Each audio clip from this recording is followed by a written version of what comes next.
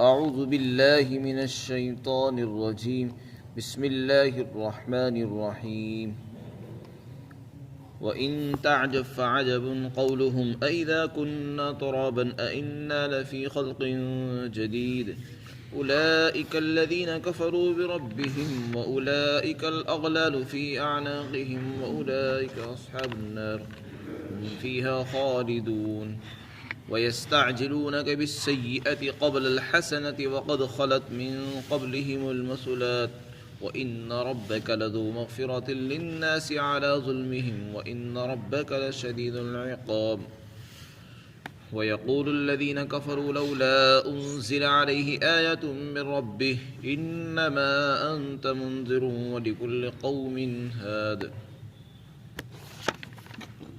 اور اگر آپ کو تعجب ہوتا ہے تو ان کا یہ قول تعجب کے لائق ہے کہ کیا جب ہم مٹی ہو جائیں گے مر کر تو کیا ہم دوبارہ سے پیدا کیے جائیں گے۔ یہ وہ لوگ ہیں جنہوں نے اپنے رب کا انکار کیا اور یہی لوگ جہنم والے ہیں، اور یہ وہ لوگ ہیں جن کے گلوں میں توق پڑا ہوا ہے، اور یہی جہنمی ہیں، یہ ہمیشہ وہ جہنم میں رہیں گے۔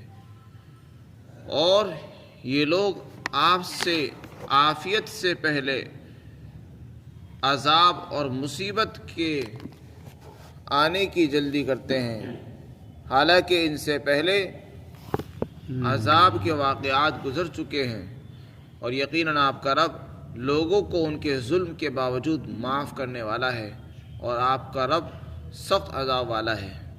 اور کافر کہتے ہیں کہ ان پر ان کے رب کی طرف سے کوئی نشانی کیوں نہیں اتاری گئی، آپ تو صرف ڈرانے والے ہیں اور ہر قوم کے لیے ایک رہبر موجود ہے۔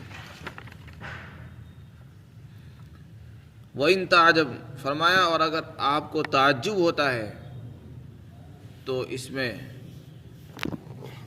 آپ کو اگر تعجب ہوتا ہے کہ یہ لوگ انکار کر رہے ہیں تو اس سے زیادہ تعجب کی بات یہ ہے۔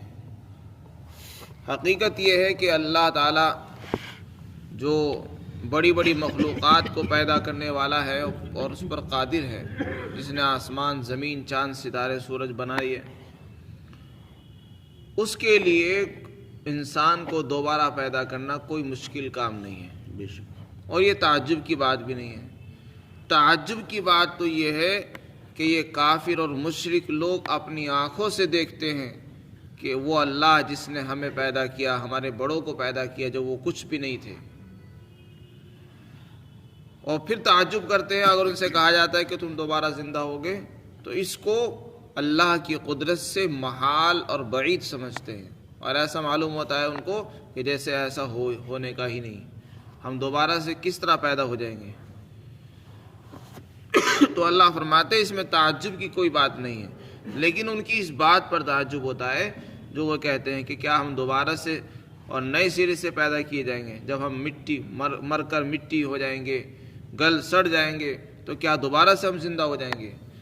تو وہ اللہ کی قدرت کے لیے ناممکن سمجھ رہے ہیں ایسا ہونا، حالانکہ جس ذات نے اتنی بڑی بڑی مخلوقات کو پیدا فرما دیا ہو اس کے لیے دوبارہ زندہ کرنا کوئی مشکل نہیں، اس لیے کہ پہلی مرتبہ بھی اللہ نے بغیر نمونے کے پیدا کیا تھا، انسان کا کوئی نمونہ نہیں تھا، پھر بھی اللہ نے اس کو پیدا فرما دیا۔ تو اگر انسان کو مٹی میں بالکل ملا دیا جائے، اس کی ہڈیوں کو ریزہ ریزہ کر دیا جائے، پھر بھی وہ دوبارہ سے اس کو زندہ کرنے پر قادر ہے۔ آگے اللہ تعالیٰ نے کافروں کا حال بیان فرمایا، یہ لوگ کافر ہیں، انہوں نے اپنے رب کا انکار کیا ہے، اور یہی لوگ ہیں جن کی گردنوں میں توق پڑا ہوا۔ جب انسان کے گلے میں توق پڑ جاتا ہے تو وہ بھاری پن کی وجہ سے وہ گردن ادھر ادھر نہیں کر سکتا۔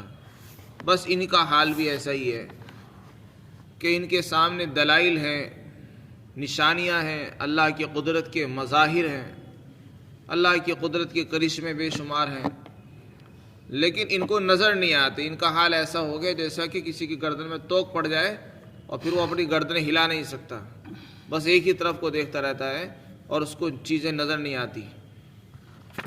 اسی طرح کا حال ان کا ہے۔ فرمایا یہی لوگ جہنمی ہیں اور یہ ہمیشہ جہنم میں رہیں گے۔ پھر آگے ان کی جلد بازی عذاب کے سلسلے میں بیان فرمائی کہ یہ لوگ عافیت سے پہلے مصیبت کے جلدی آنے کا تقاضا کرتے ہیں.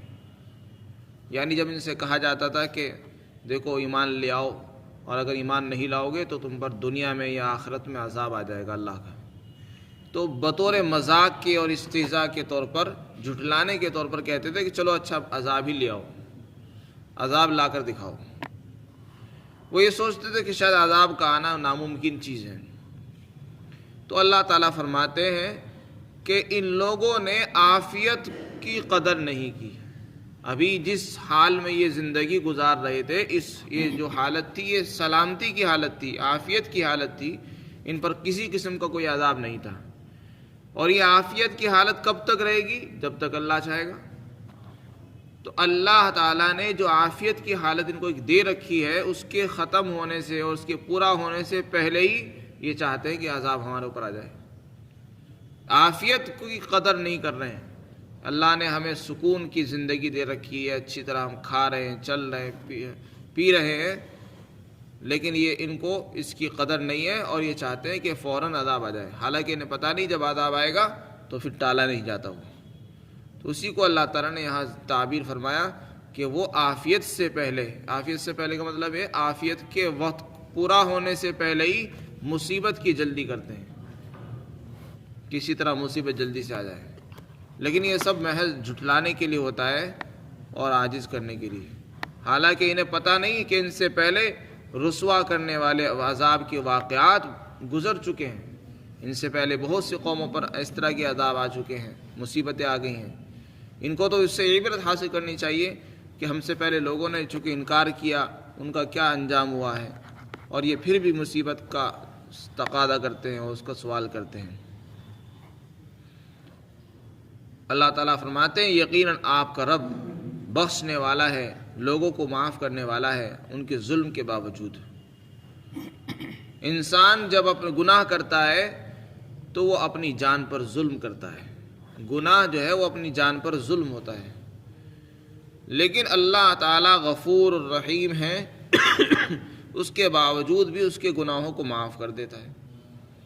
انسان نے گناہ کیا، گناہ کر کے اپنی جان پر ظلم کیا تو ظالم وہ بنا، اللہ تعالیٰ پھر بھی اس کو معاف کر دیتا ہے. کبھی توبہ کے ذریعے معاف کرتا ہے، کبھی بغیر توبہ کے معاف کرتا ہے، کبھی نیک اعمال کے ذریعے معاف کرتا ہے، نیک اعمال کے ذریعے برائیوں کو مٹا دیتا ہے، وہ کفارہ بن جاتی ہیں.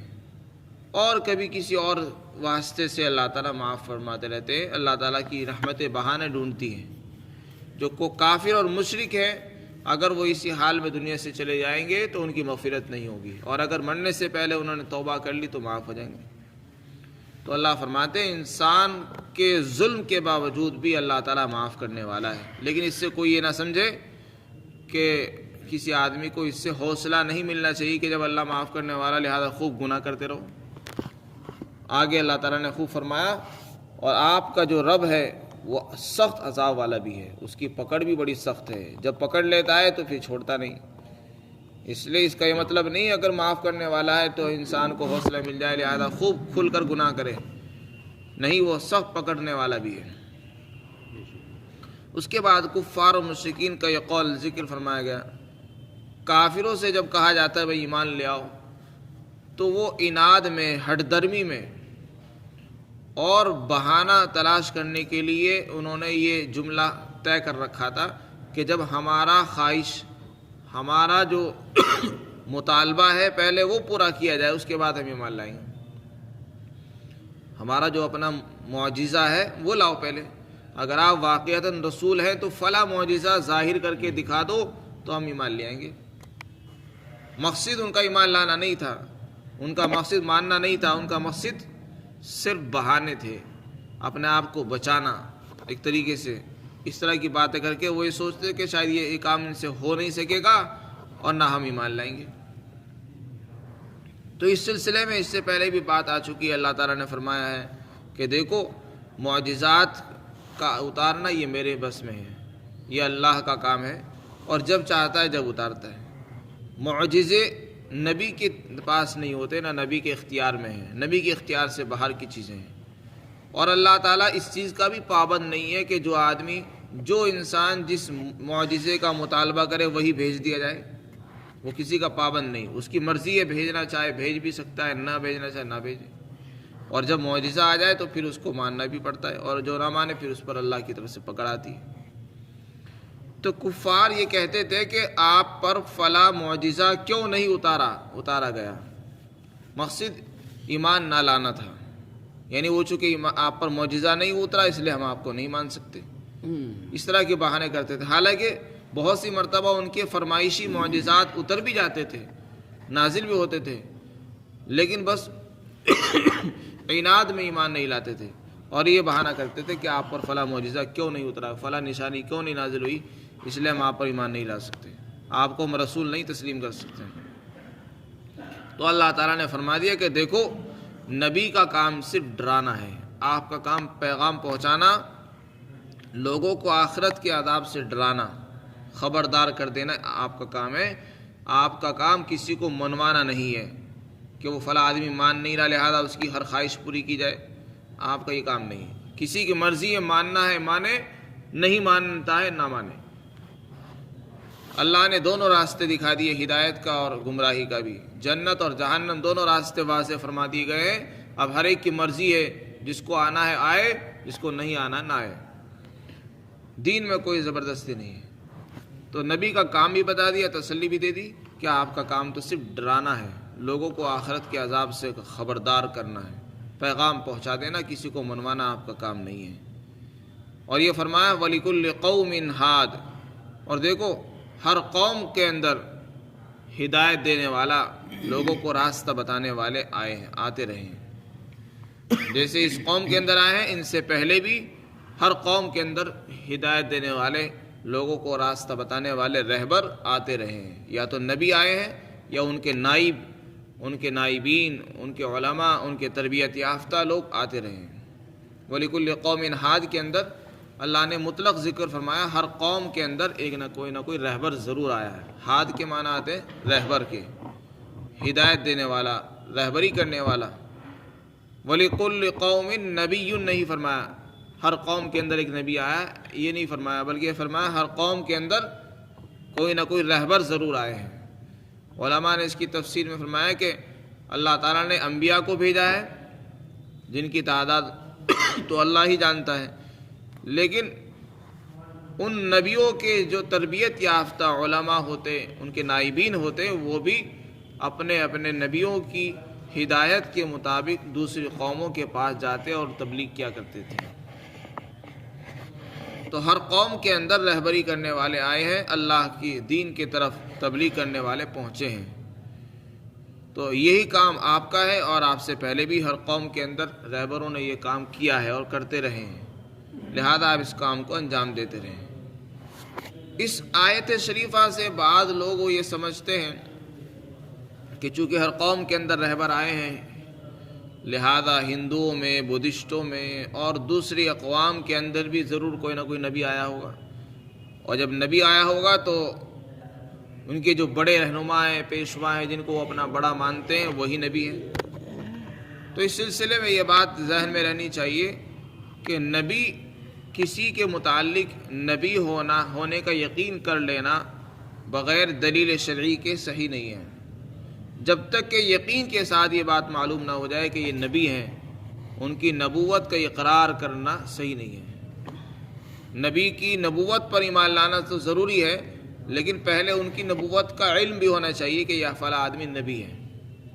ہم جو ایمان لاتے ہیں وہ مطلق ایمان لاتے ہیں، اللہ نے جو بھی نبی بھیجے ہم سب کو اللہ کا نبی مانتے ہیں، اور وہ کون سے بھیجے وہ ہم نہیں جانتے۔ تو اللہ نے اپنے نبیوں کو جو بھیجا ہم سب کو مانتے ہیں، لیکن خاص طور سے کسی قوم کے کسی بڑے پیشوا کو متعین طور پر یہ کہہ دینا کہ یہ نبی تھے، یہ بات صحیح نہیں ہے، دیانتاً صحیح نہیں ہے، کیونکہ ہمارے پاس اس کا کوئی ثبوت نہیں ہے، اور بغیر ثبوت کے کسی کی نبوت ثابت نہیں ہو سکتی، اور جب ثابت نہیں ہو سکتی تو ان کے بارے میں نبوت کا یقین کرنا بھی صحیح نہیں ہے۔ باقی اللہ تعالیٰ زیادہ جانتا ہے کہ کس قوم کے اندر کون نبی آئے ہیں، اور ہمارے پاس چونکہ نہ قرآن کے ذریعے، نہ حدیث کے ذریعے سے، نہ اور کسی اور واسطے سے یہ خبر ہمارے پاس ثبوت موجود ہیں، موجود نہیں ہے، اس لیے ہم کسی کے متعلق یقین کے ساتھ نہیں کہہ سکتے کہ اس قوم کے اندر فلاں آدمی نبی بن کر آئے تھے۔ ہو سکتا ہے وہ نبی نہ ہو، نبیوں کے رہبر ہوں، ایسا بھی ہو سکتا ہے نبی کے نائب ہوں، ان کے جانشین ہوں، ان کے شاگرد ہوں، یہ بھی ممکن ہے، لیکن ہم اپنے طرف سے یقین کے ساتھ نہیں کہہ سکتے، نہ ان پر ایمان لا سکتے۔ ہاں مطلق ایمان لانا کافی ہے کہ اللہ نے جو بھی نبی بھیجے ہیں ہم سب کو مانتے اور سب پہ ایمان لاتے ہیں۔ اللہ تعالیٰ